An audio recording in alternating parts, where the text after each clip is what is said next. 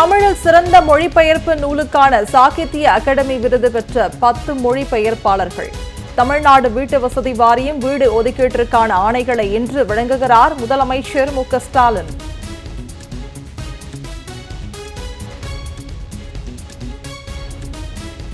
டெல்லியில் கடும் குளிர் காரணமாக ரயில் மற்றும் விமான சேவை இன்றும் பாதிப்பு.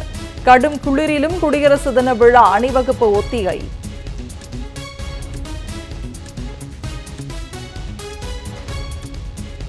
தேர்தல் நடத்தை விதிகளால் வளர்ச்சி திட்டங்கள் பாதிக்கப்படும் என்ற கருத்துக்கு எதிர்ப்பு.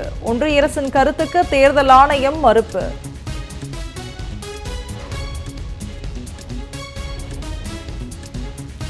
இல்லந்தோறும் வாசலில் வண்ண கோலமிட்டு தை மகளை வரவேற்போம், தமிழ் தாயை போற்றிடுவோம், மகிழ்ச்சி பெருவிழாவாக பொங்கலை கொண்டாடுவோம் என முதலமைச்சர் மு.க.ஸ்டாலின் வாழ்த்து.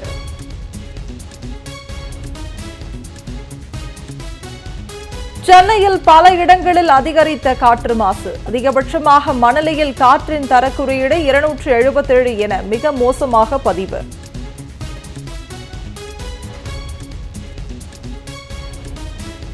புகை மற்றும் பனிமூட்டத்தால் சென்னையில் விமான சேவைகள் பாதிப்பு. 30 விமானங்களின் வருகை மற்றும் புறப்பாடு தாமதமானதால் பயணிகள் தவிப்பு.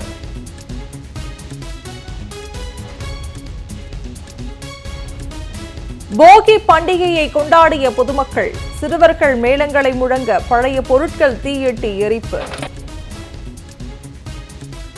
சென்னையில் சாலைகளை சூழ்ந்த கடும் பனிமூட்டம். எதிரே வரும் வாகனங்கள் தெரியாததால் வாகன ஓட்டிகள் அவதி.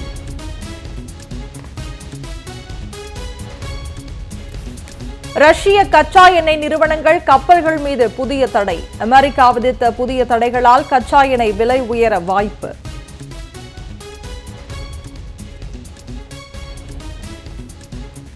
புதுச்சேரியில் 5 வயது சிறுமிக்கு HMPV வைரஸ் பாதிப்பு உறுதி. ஜிப்மர் மருத்துவமனை நிர்வாகம் தகவல்.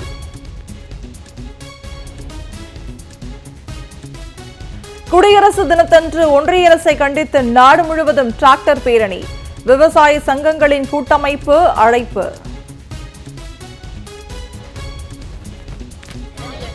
கல்லூரிகளில் ஆட்டம் பாட்டத்துடன் பொங்கல் விழா கோலாகல கொண்டாட்டம்.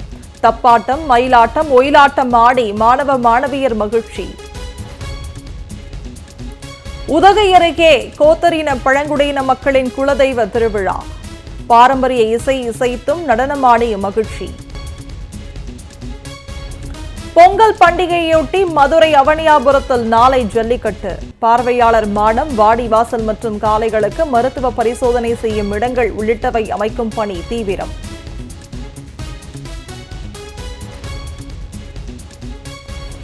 அறிவியல் துறைகளில் மாணவர்கள் ஆர்வம் காட்ட வேண்டும். இஸ்ரோ தலைவராக பதவியேற்க உள்ள நாராயணன் மாணவர்களுக்கு அழைப்பு.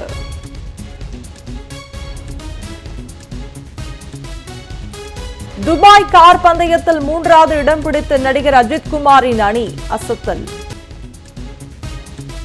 மகத்தான சாதனை என துணை முதலமைச்சர் உதயநிதி ஸ்டாலின் பாராட்டு. நாட்டிற்கும் தமிழ்நாட்டிற்கும் பெருமை சேர்க்க தொடர்ந்து வெற்றிகளை குவிக்க வேண்டும் என வாழ்த்து.